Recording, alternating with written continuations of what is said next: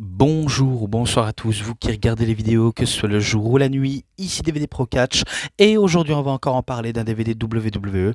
Oui, je sais encore, et désolé si la plupart du temps je suis un peu trop préoccupé, ou alors tout simplement que quelque chose m'arrive et auquel je ne savais pas que quelque chose m'arrive d'un petit peu problématique.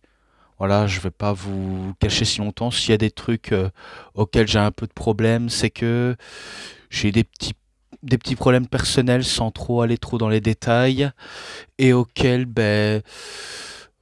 voilà, j'ai pas besoin de trop m'y attarder dessus, si ce n'est que je sais à dire ce que je sais à dire et puis c'est tout, j'y pense pas trop. Donc du coup, le DVD auquel on va parler, bien sûr, c'est un peu le retour du DVD de la ECW. Oui, je sais. Donc, laissez-moi vous montrer. Alors, ECW Extreme Modes. Donc, ECW pour Extreme Championship Wrestling, c'est de ça auquel on va parler.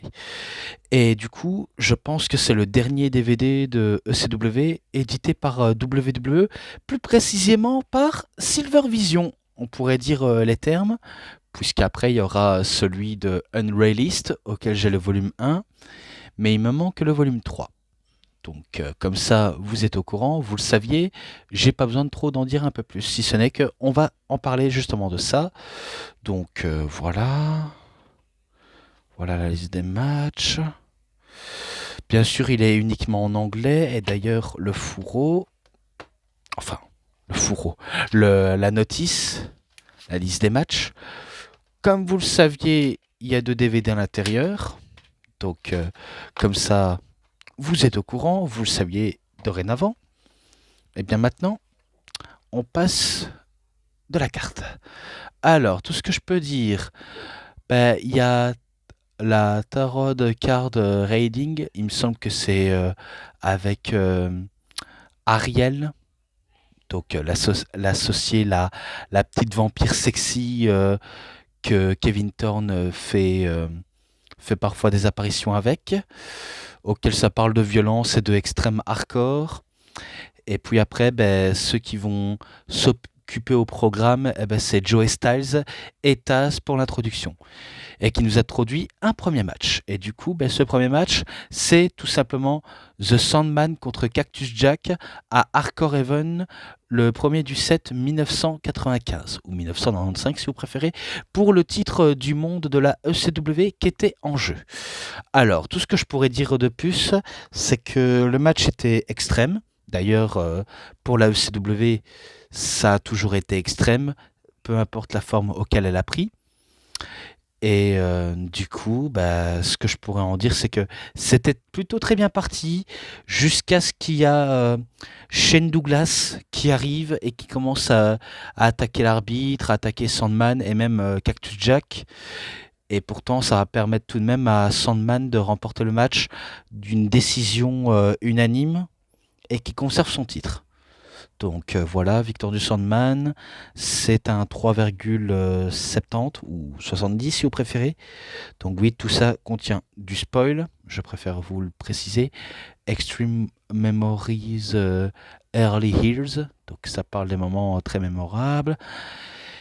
Et du coup, tout ce que je pourrais en dire, c'est que ça poursuit avec un autre match à stipulation, donc un Steel Cage Weapons match, forme de pour les titres par équipe de la ECW. Donc voilà, entre The Gangstas, équipe composée de New Jack et de Mustafa Saïd, contre The Eliminators, donc équipe composée de Perry Saturn et de John Cronus, qui s'était déroulé à Natural Born Killers le 24 du 8 1996, ou 1996 si vous préférez.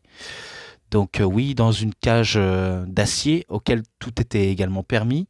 Même la gravité hésitait à participer, comme Shane Douglas au passage, qui voulait, je pense, donner la victoire aux Eliminators, mais ça n'a pas eu cet effet-là, en sachant que, certes, les Eliminators auraient pu battre les Gangstas, mais vu comment les Gangstas ils sont hyper extrêmes et très violents, ça pourrait être un peu compliqué rien que d'en citer un peu plus. Enfin, ça annonce directement la couleur de comment les Eliminators auraient pu gagner, mais ce sera en fin de compte les Gangstas qui vont les passer à tabac et les battre unanimement. Et ce que je pourrais dire, c'est que ce match-là, c'est un 3,80. Effectivement, eh oui. Là, encore on passe un autre. Extreme vignette Sabu, donc la vignette sur Sabu. Et ce que je pourrais en dire, c'est qu'il y a une situation, un Skyfall match, donc un match en haut de l'échafaudage, entre Tommy Dreamer contre Brian Lee, qui nous montre, je pense que c'est le show Highlight Incident, le 26 du 10 1996, avec les commentaires alternatifs, avec Tommy Dreamer et Jonathan Coachman. Mais sauf que on peut trouver uniquement avec les commentaires de Joey Styles. Et auquel ce que je pourrais en dire dans ce match-là, c'est que certes les deux hommes se sont foutus sous la gueule, effectivement, rien qu'à monter dans les échafaudages, et celui qui tombe le premier atterrit dans les chaises, enfin dans les tables, pardonnez-moi, parce qu'il n'y avait pas eu de chaises. Même s'il y avait des chaises à utiliser ou des échelles, tout aurait pris ça sur la main. Mais le but de ce match, c'est que celui qui tombe de l'échafaudage et qui atterrit sur des tables aura perdu. Et effectivement, après plusieurs coups au visage que Tommy Dreamer ait donné à Brian Lee, c'est en fin de compte Brian Lee qui tombe du haut de l'échafaudage pour atterrir sur les tables, et c'est la victoire de Tommy Dreamer. Et oui, et du coup ce match-là, 3,40 tout simplement. Oui, je sais, je me répète beaucoup, mais je préfère aller direct à l'essentiel. Puis ensuite, Extreme Memories Middle Ears, et c'est dans un Stairway to Hell, donc entre The Sandman contre Sabu, dans un house party du 10 du 1er du 1er janvier quoi. Donc le 10 du 1 en 1998 ou plutôt 1998, et il est présent dans l'un des DVD que j'avais déjà fait une review. Oui, oui, commandez de plus. Si ce n'est que... Alors, pour Sabu, on sait que c'est quelqu'un de très dérangé, très extrême. Il est capable de prendre des risques inconsidérés. Et même quitte à risquer sa propre santé à lui, il est prêt à tout pour parvenir, quitte à se détruire. Et je pense que l'enjeu, c'était récupérer un objet, parce que faut dire que je l'ai vu il y a plus de 2 jours et je crains de l'avoir peut-être oublié. Mais ce que je sais à propos de ça, c'est qu'il devait récupérer en hauteur, et après, en fin de compte, ce sera tout simplement Sandman qui va battre Sabu, et que j'ai pas trop grand chose à dire. Ce n'est que victoire du Sandman. Et ce match-là, je lui avais mis un 4 parce que je me rappelais qu'il était énorme. En tout cas, c'est comme ma façon de penser. Et auquel je poursuis, oui, avec la vignette du Sandman, et qu'on passe dans un Dudleyville Street Fight avec tout simplement les Dudley Boys, donc Boo Boo pour Bob Harray Dudley et Devon Dudley, avec tout simplement The Big Dick Dudley contre Sandman Tommy Dreamer et The Little Spike Dudley à Heatwave. Ah, par contre, là, il y a une erreur. Ah non, c'est pas... Attendez. Ah non, non, non, ils ont mis la note du show, enfin, la date du show en même temps. C'est un petit peu bête, hein, c'est un petit peu bête. Donc, le 2 du 8 1998, et auquel il est présent dans le CD Heatwave que j'avais déjà fait. Oui, parce que j'essaie de me remémorer. Tout ce que je peux dire, match de dingue. Que des trucs de fou. Il n'y a pas mieux pour mieux résumer toute la situation de tout cela. Donc ça se bat dans tous les sens. Il n'y a pas grand-chose à citer. Les Dudley montrent à quel point ils sont hyper dingues en plein match. D'ailleurs, ça s'est ressenti, la violence pure auquel ça s'est balancé. Je pourrais en dire un peu plus, mais En fin de compte, ce sera les babyface, donc Sandman, Tommy Dreamer et Spike Dudley, qui vont tout de même prendre l'avantage, réussir à mettre à mal les Dudley Boys, et en fin de compte, c'est quand même eux qui remportent la victoire. Donc, victoire du Sandman, Tommy Dreamer et Spike Dudley. Donc c'est un 4,10 auquel je lui mets, et auquel je poursuis encore avec un Extreme Deathmatch to unifies ECW and FTW Championship. Donc là où le titre du monde de la ECW est en jeu et le titre du monde FTW, donc Fuck the World Championship, était en jeu.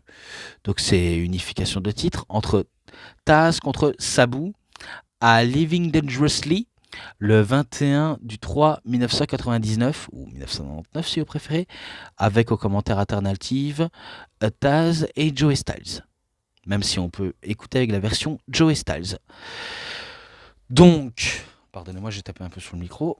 Donc ce que je pourrais dire, c'est que ce match-là, je ne pense pas déjà l'avoir noté, je ne pense même pas qu'il est dans l'un de mes DVD que j'avais fait. J'ai fait Living Dangerously 2000, mais je n'ai pas fait celui de 99.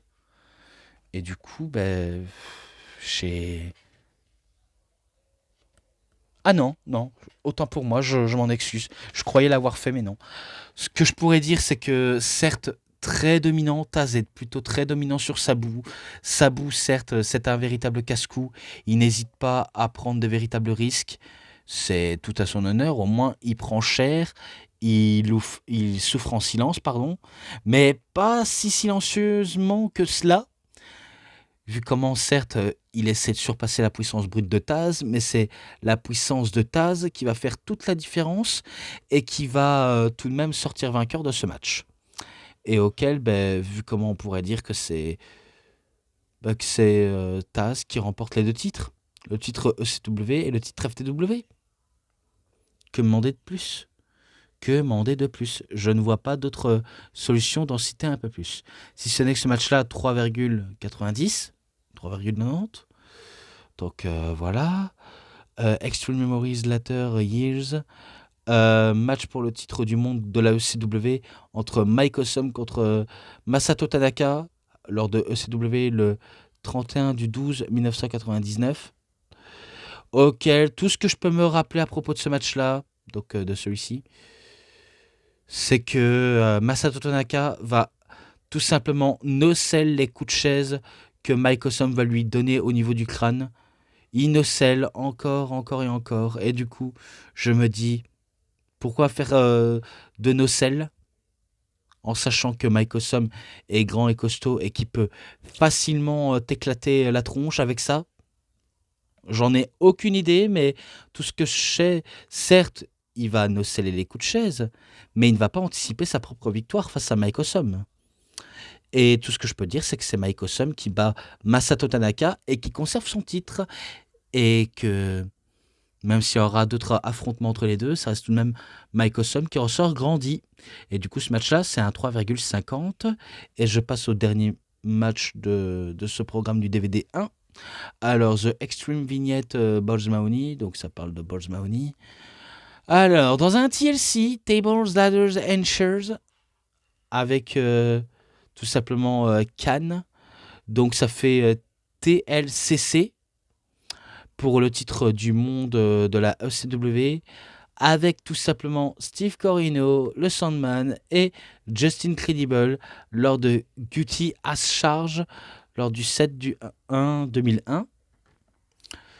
Et ce que je pourrais dire, c'est que certes, c'est pour capturer le titre lors d'un événement au Hammerstein Ballroom qui était apparemment lieu. Ce que je pourrais dire, c'est que certes, ça s'est envoyé des énormes coups de baguette, enfin des énormes coups de kendo, chaises, table et même chaises à la fois. Tout y est passé. Franchement, tout y est passé.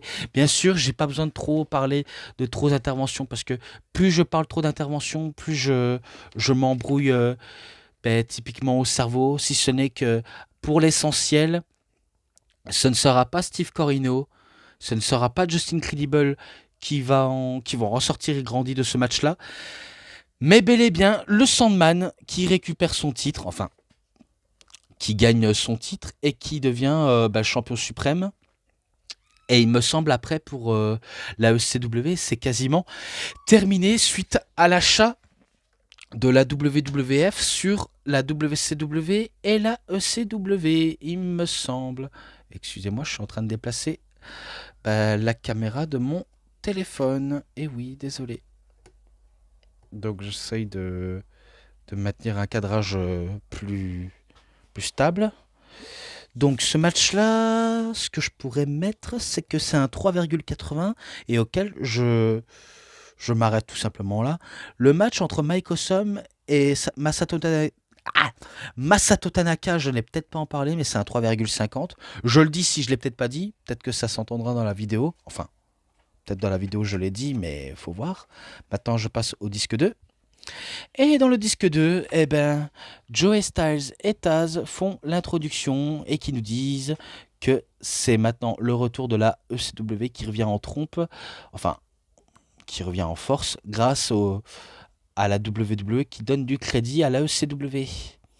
Et quoi demander de plus pour le premier show de la ECW lors de 2005 avec ECW One Night Stand le 12 du 6 2005 avec tout simplement les Dudley Boys, Bubba Ray Dudley, Devon Dudley, contre tout simplement Tommy Dreamer et le Sandman. Et c'était à l'époque auquel il y avait Raw et SmackDown qui narguaient publiquement les gars de la ECW. Et auquel ça reste tout de même un très bon show et que le 2006 sera tout autant à la hauteur. Donc j'ai pas forcément trop d'avis, si ce n'est que le Sandman il sait qu'il va provoquer les gars de la ah putain, j'arrive plus à parler, c'est un enfer. Il va provoquer tout simplement l'écurie de Raw et l'écurie de SmackDown, quitte à leur cracher de la bière dessus, à faire des gestes déplacés, ou encore boire de la bière sur les seins d'une meuf. Oui, en plus ça a été montré. Voilà, si ce n'est que le match était très hardcore, très brut. On n'était pas à l'abri des interventions notamment de la BWO, du FBI et d'autres qui se sont beaucoup ramenés, vraiment tous se ramener, alors que le match était intense, extrême, tout comme il se devait et que ça annonce très bien la couleur. Et j'ai pas trop grand chose à en citer, si ce n'est que ce sera tout simplement les Dudley Boys qui vont battre le Sandman et Tommy Dreamer. Et du coup, celui qui va être servi de sacrifice, ce sera Tommy Dreamer qui va donner la victoire au Dudley. Et ce match-là, je lui avais marqué un 3,70, donc 70. Et après, ça s'arrête ici, même si je me rappelle que ça va poursuivre en bagarre générale avec l'écurie de Raw, l'écurie de SmackDown contre l'écurie de la ECW. Et oui, comme quoi, on essaie de faire une troisième branche et auquel on essaie de créer beaucoup de tensions, même énormément de tensions. Plus j'y pense, plus je préfère un peu d'oublier, quoi. Donc voilà. Ensuite, Extreme Woods Memories ECW One Night Stand 2005, donc tout ce qui est mémorable lors de cette édition-là. Puis, ça parle de WWE contre ECW, Hand to the Head, donc lors d'un épisode de Raw, entre Rob Van Dam contre Rey Mysterio, et que c'est un épisode de Raw qui s'est déroulé le 7 du 6 2006. Et ce que je pourrais dire, c'est que c'était un très bon match entre Mysterio et Van Damme. Il n'y a pas à dire, ça a été un excellent match. Même si ça va très rapidement dégénérer, il me semble qu'il va y avoir l'écurie de SmackDown et de Raw qui arrive. Il me semble à la fin, hein, il me semble qu'à la fin ça part en couille totale. Mais en fin de compte, malgré tout, ce sera Rob Van Dam qui va battre Rey Mysterio et de remporter le match pour bien faire comprendre que c'est lui qui est digne d'affronter John Cena et que c'est lui qui va réussir à le détrôner, en sachant que Rey Mysterio, lui, il sera en rivalité contre Sabu, et auquel on va pas tarder à en parler justement. Donc ce match-là, c'est un C'est à 3,60 si je ne m'abuse.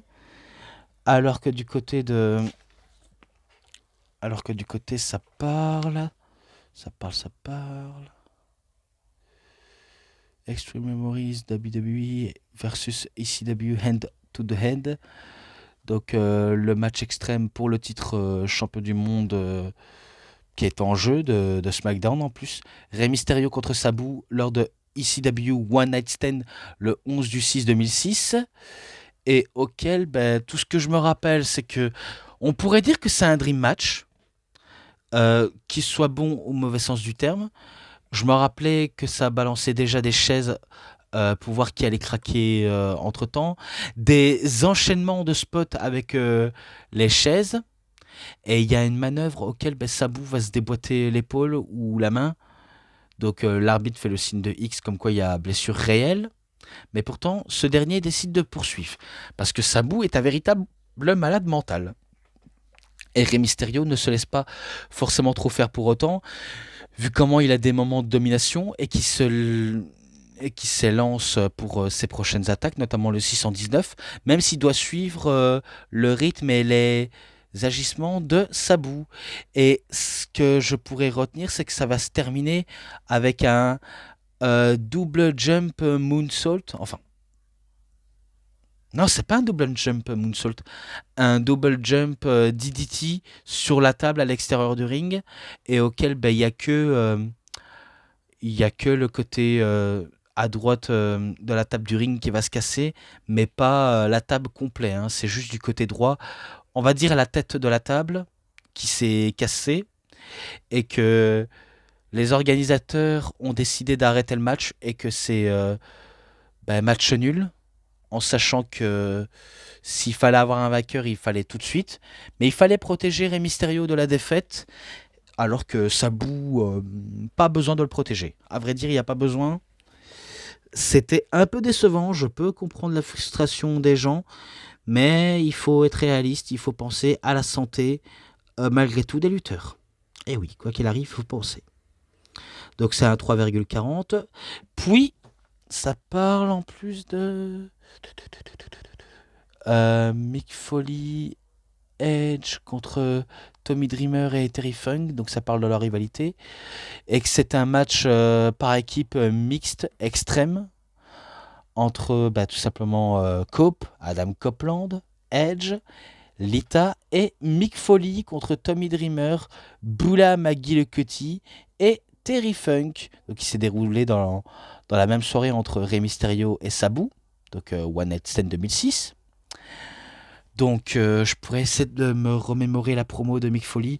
En gros, il dit au public, certes, je sais, je me suis vendu. Et on va pas se mentir, je suis un peu le seul à avoir vendu le plus de billets pour le Hammerstein Ballroom. Et qu'il dit qu'il est toujours passionné par la ECW, il est toujours passionné du hardcore. Mais que il faut qu'on soit tous réalistes. Tout ça n'aurait pas pu servir si une entreprise telle que la WWE ne m'avait pas découvert. Et surtout, il comprend parfaitement les stratégies et de la manière de comment bien fonctionner. Et pour ça, il doit tout à Stephanie McMahon. Et ça, ce n'est pas moi, c'est les paroles de Terry Funk. Enfin, les paroles de Terry Funk. Les paroles de Mick Foley, pardonnez-moi, je m'en excuse. Oh, pauvre Terry Funk. Et dire que je l'ai confondu avec lui.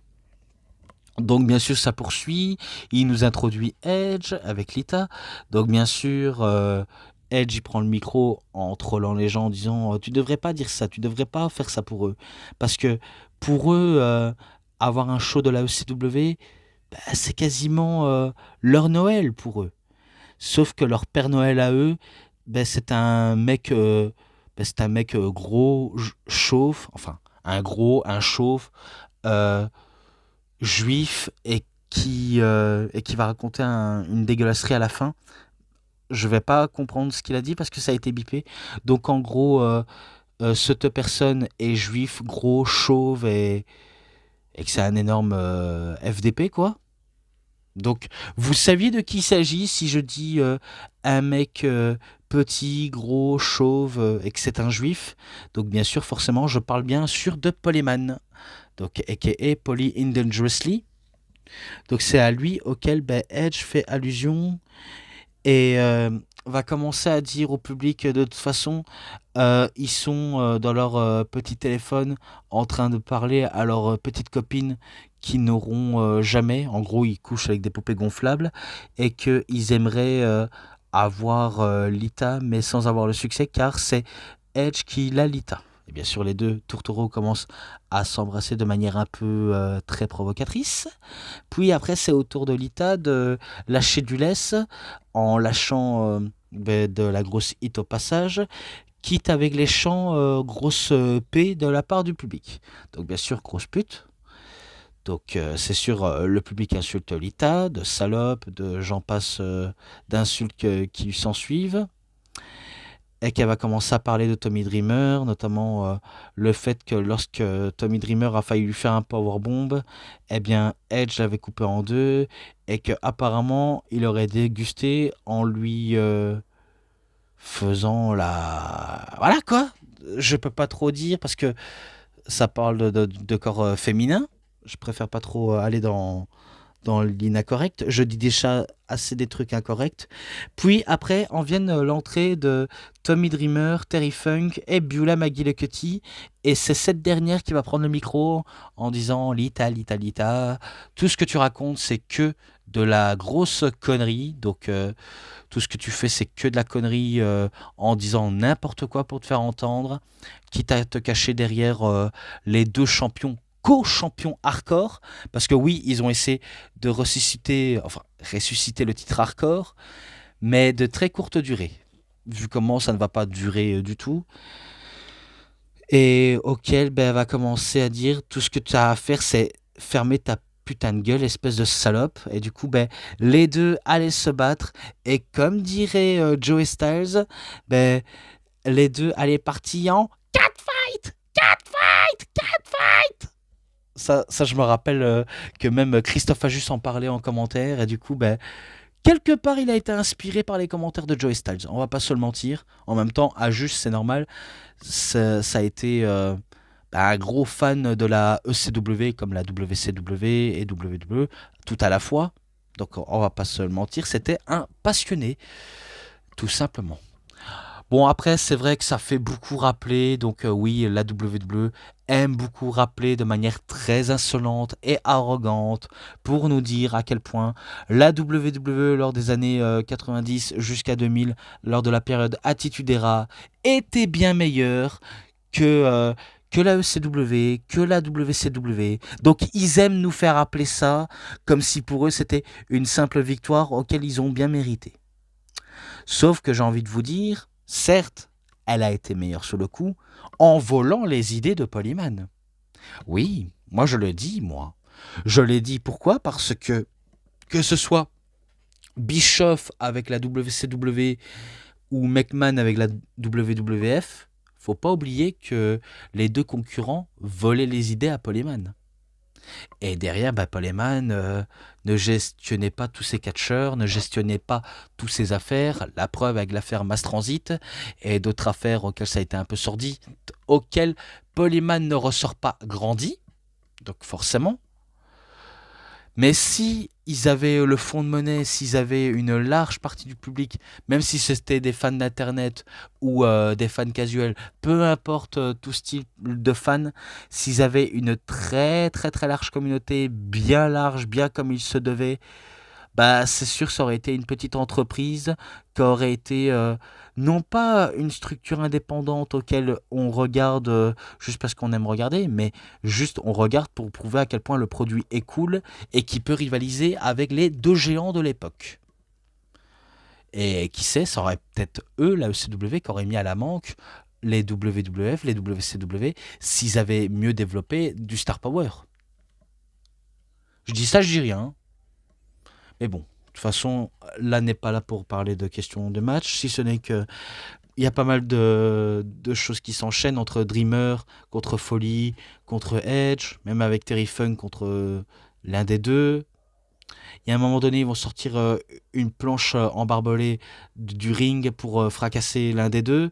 Je pense que celui qui va plus prendre cher, ce sera Bah, tout simplement Terry Funk, le gars, je crois qu'il avait déjà la cinquantaine à l'époque, ou soixantaine. Ça se joue entre les deux, mais tout ce que je peux savoir, c'est que, ce que je sais aussi, c'est qu'à un moment donné, il va se plaindre que son œil a été crevé et qu'il faut à tout prix qu'il aille se faire soigner. Donc bien sûr, Terry Funk quitte la scène et du coup, ça laisse Dreamer tout seul pour affronter Mick Foley et Edge, qui sont très sans pitié et qui sont prêts à tout, même à dégommer Boula McGillicuddy. Donc, bien sûr, pas mal d'objets s'en est suivi, du madrier, du barbelé, et pas mal d'objets en tout genre. Mais ce qu'on pourra retenir, c'est que Edge va un peu s'en prendre de manière un peu sexuellement parlant envers Bula McGillicuddy, notamment lorsqu'il veut choper par les cheveux. Ben, on sent c'est comme si il veut qu'elle lui fasse une fellation. Limite, je dis ça, je dis rien. Puis après, il fait un abdominal stretch, donc la prise du maquis, auquel ben, il est porté assez bizarrement, je vais pas vous le mentir. C'est comme si il la prend en leu-leu, voilà, en leu-leu. Bon, vous voulez que je le dise levrette, quoi. Donc vous avez compris, il la prend en levrette. Mais par la suite, c'est à cet instant-là auquel Terry Funk arrive avec un bandage de ouf au niveau du visage et qu'il arrive avec un madrier. Il commence à faire frissonner Edge et Mick Foley. Il va commencer à frapper avec et demander à Bula de injecter de l'essence et du feu pour qu'il commence à frapper avec le madrier de barbelé.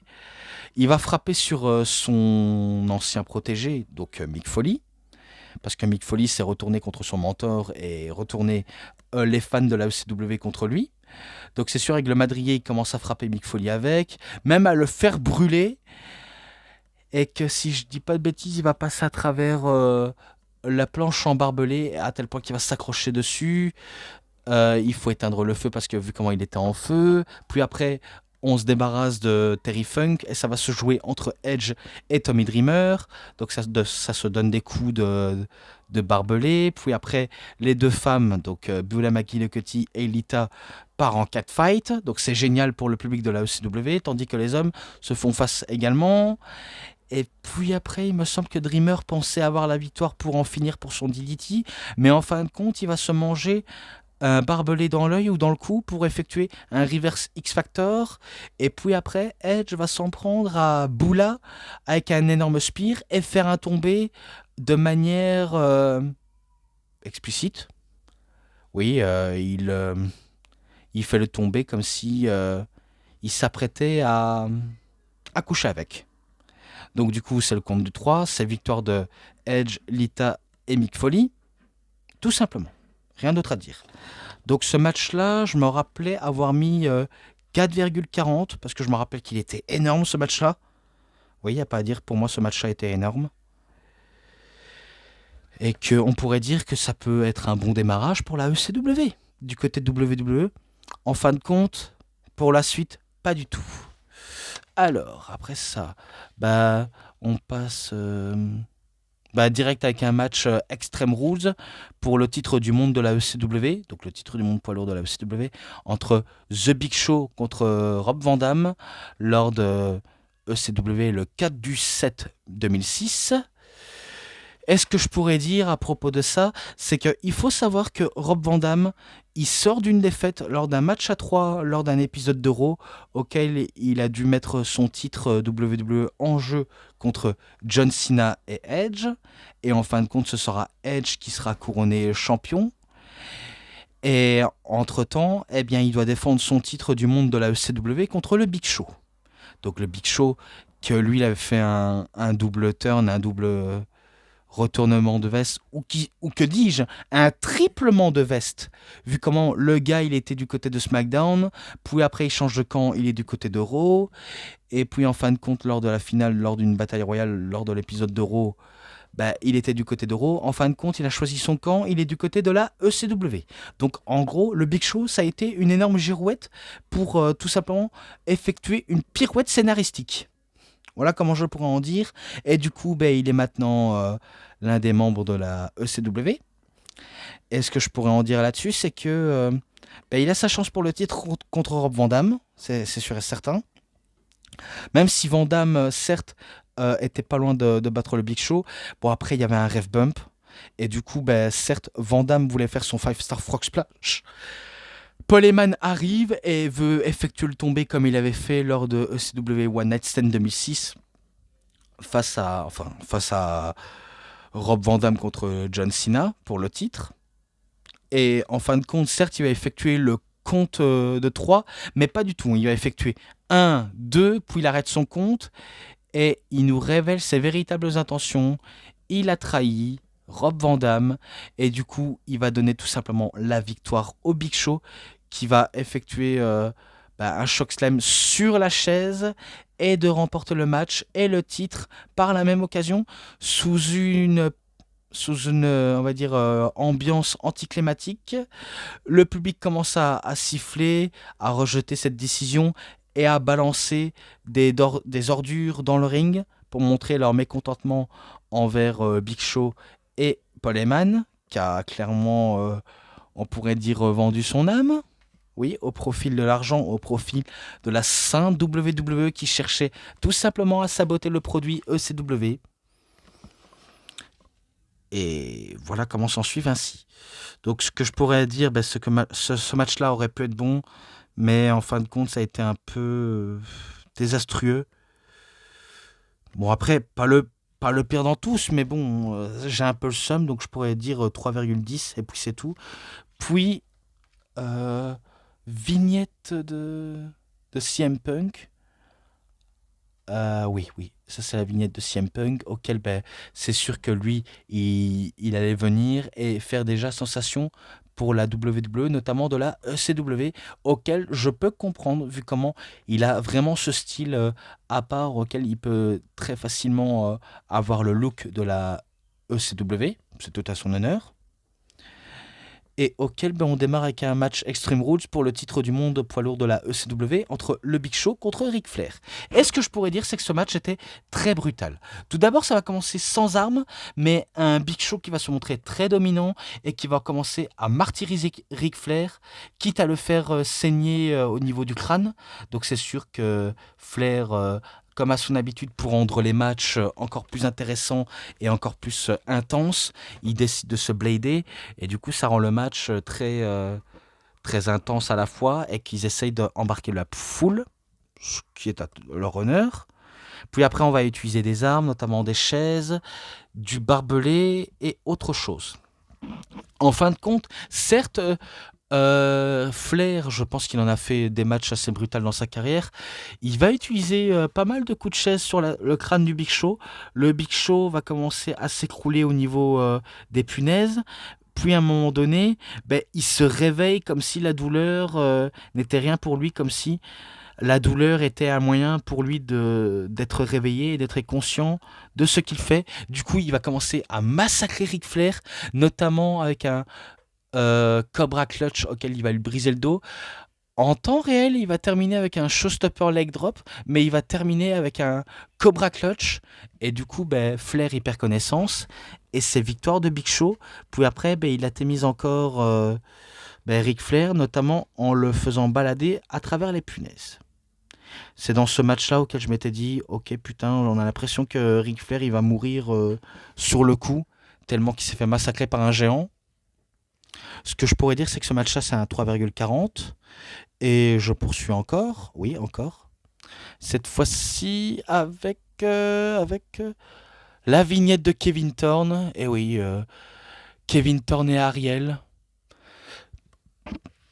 Alors, ce que je pourrais en penser à propos de cette vignette-là, j'ai l'impression qu'on est rentré dans une saison interdite d'épisodes pour Halloween, mais version pour adultes. Parce que quand je vois Ariel avec un décolleté de petite vampire et qu'on voit les boobs et tout ce qui va avec, je me dis, c'est moi ou c'est une version interdite d'Halloween auquel c'est version pornographique. J'ai ce sentiment qu'on en est arrivé ici. Et auquel je me dis, ok, c'est un peu bizarre, c'est un peu louche. mais bon, je préfère passer, avec le ladder match pour le contrat pour avoir la chance d'affronter le champion, donc être le challenger numéro un au titre du Big Show, entre Sabu contre Rob Van Dam lors, de, lors du 16 du 8 2006, alors que l'autre match avec Flair et Big Show c'était le 11 du 7 2006. Alors, ce que je pourrais te dire, c'est que les deux, c'est sûr, ils se sont pas mal affrontés et que là, ils s'affrontent dans un match de l'échelle qui va remporter la victoire et qui va affronter le Big Show. En fin de compte, peut-être que ça aurait dû être Rob Van Dam, mais vu comment ils envoient le Big Show faire le sale boulot, donc on pourrait se dire, bah, ce sera peut-être ni l'un ni l'autre. Et en fin de compte, si, vu comment ce sera Sabu qui va réussir, certes, à grimper au niveau du Big Show, mais également à capturer le contrat pour montrer à quel point ben, il chope le contrat et c'est lui qui va battre le géant. Et pourtant, le géant va le tabasser à tabac et le battre lors de SummerSlam 2006, si ma mémoire est bonne. Du coup, ce match-là, il était très bon entre Sabu et Van Damme, même si je m'attendais à une victoire de Rob Van Damme et je m'attendais un peu plus. Mais en fin de compte, le match était plutôt bon. Je le mets à 3,60, tout simplement. Ensuite, là, c'est la vignette de Kelly Kelly. Oui, Kelly Kelly qui était du côté de la ECW. Je m'en rappelle plutôt bien, surtout quand j'étais jeune à l'époque et que je n'avais pas trop forcément le droit de regarder tout ce qui est truc olé olé, je vais pas vous le cacher. Et, euh, et après ça, bah, qu'est-ce que vous voulez que je dise de plus? Je sais pas trop quoi dire, si ce n'est que je me rappelle des moments auxquels bah, c'était un peu olé olé, et que ça se terminait parfois avec une Kelly Kelly qui se mettait sein à l'air et petite culotte, quoi. Plus j'y pense, plus je préfère un peu oublier. Donc je préfère passer à la suite. Alors, Extreme Rules match par équipe entre Rob Van Dam et Sabu contre Test et Mike Knox lors de ECW 5 du 9 2006 et auquel ça a été certes très extrême et auquel ça s'est parti terriblement en couille, mais en fin de compte ce sera Rob Van Dam et Sabu qui vont battre Test et Mike Knox et auquel ce match-là je mets un 3,5 tout simplement. Et enfin pour terminer, oui pour terminer, le match Extreme Rules entre Rob Van Dam contre Hardcore Holly lors de CW le 26 du 9 2006, auquel ça a été très extrême. Et c'est dans ce fameux match auquel ben, Hardcore Holly va avoir eu, enfin il va avoir une entaille au niveau du dos, plus précisément au niveau de la coiffe des rotateurs, auquel on va le voir qu'il a, qu'il a une ouverture et qu'il s'est ouvert carrément suite à une chute sur une table et que je suppose que même vous, vous le saviez bah, de comment ça s'est un peu déroulé pour Hardcore Holly. Il finit en sang, le dos en sang. Donc c'est sûr, c'est du extreme à l'état pur. Mais en fin de compte, ce sera tout simplement Rob Van Dam qui va battre Hardcore Holly et remporter le match, tout simplement. Et ça s'arrête ici. Donc 3,50. Et moi, je m'arrête là pour passer à la conclusion. Alors, vu comment j'ai tout dit, c'était des matchs plus ou moins extrêmes et que plus je m'y attarde dessus, plus je vous fais un peu fatiguer. Je sais, c'est un peu mon principal défaut. Alors, tout ce que je pourrais dire, c'est que les matchs et l'ensemble, même avec les promos et interviews et les vignettes à la fois, je pourrais tout ajouter là tout d'un coup. Bah, je lui mets un 4,20. Tout ça en a rien de compte. Donc, non seulement il y a celui-ci que je vais m'attaquer, mais également celui-là, donc de Unreleased, et d'autres, et d'autres à venir, auxquels je vous le présenterai peut-être dans une prochaine vidéo, si je le prévois d'avance, parce que parfois il m'arrive de ne pas prévoir. Mais bon, je m'arrête ici, vous avez compris, j'ai déjà assez trop vous fait mariner, et auquel je n'en peux plus, à force d'en parler, vu comment plus j'en parle, plus je me fatigue très facilement. Donc voilà, c'est tout pour cette vidéo de review. C'était DVD Pro Catch. J'espère que ça vous aura énormément bien plu. Et si cette vidéo de review vous a énormément bien plu, vous savez ce qu'il vous reste à faire. Likez la vidéo, commentez, partagez, abonnez-vous à ma chaîne et cliquez sur la petite cloche pour avoir plus de notifications et des prochaines vidéos. Et moi, comme d'habitude, je vous dis bonne journée, bonne soirée à tous. Au revoir tout le monde pour une prochaine vidéo. A plus à tous les fans de catch. Allez, bye bye tout le monde. Oui, salut à tous.